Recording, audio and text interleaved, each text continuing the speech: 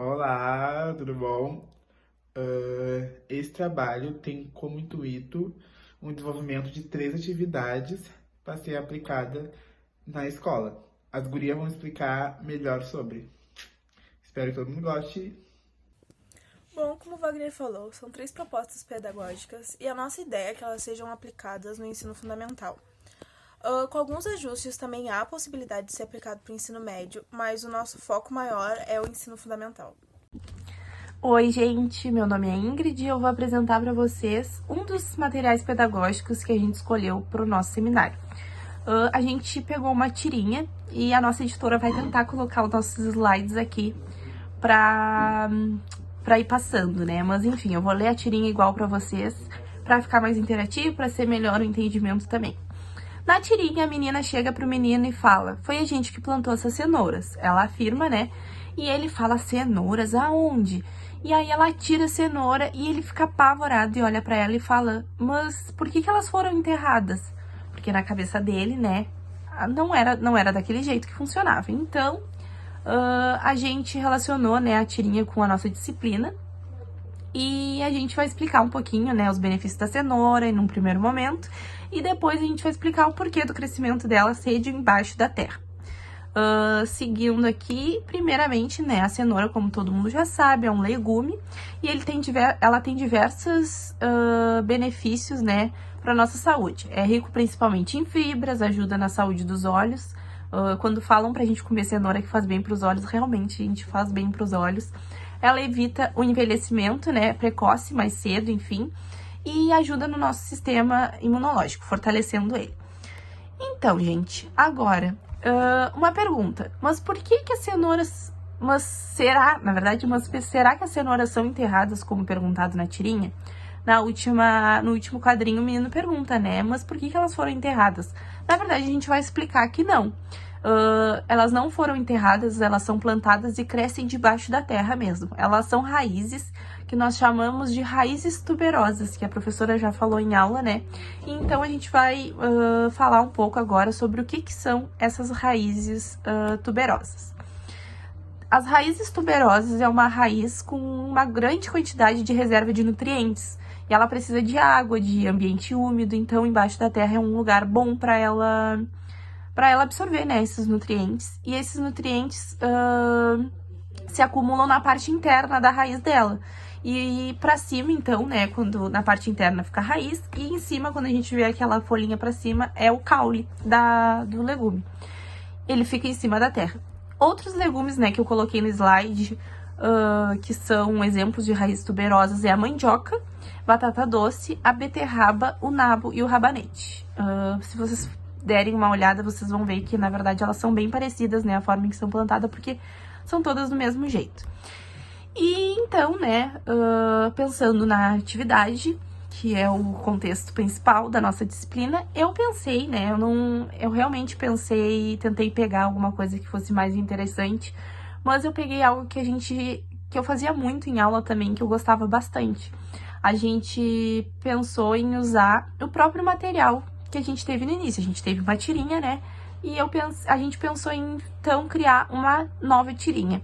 Então, pensando, né, na atividade de maior interação, a atividade que a gente escolheu foi que os alunos recriassem uma nova tirinha. Eles fizessem os desenhos da forma que eles quisessem, pintassem, enfim. E aí, mostrando, né, o que foi ensinado através da aula e deixando ela de forma mais correta, ou seja, reexplicando tudo que a gente ensinou depois de mostrar a primeira tirinha.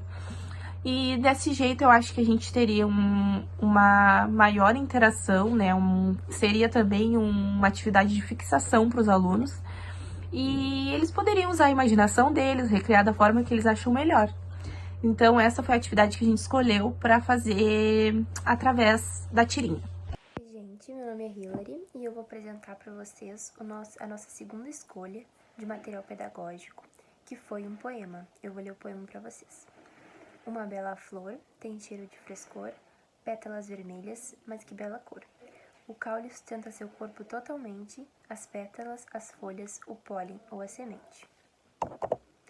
Bom, a nossa ideia foi passar esse poema para os alunos e logo depois, para introduzir eles na matéria, para saber mais ou menos o conhecimento deles sobre o assunto, passar 2 perguntas que seriam sobre o que o poema fala e a segunda, quais partes da planta aparecem nesse poema. Primeiro, a gente deixaria eles responderem as perguntas para saber mais ou menos se eles soubessem responder também, e depois a gente daria as respostas para eles. Como ali na segunda pergunta, quais partes da planta aparecem nesse poema?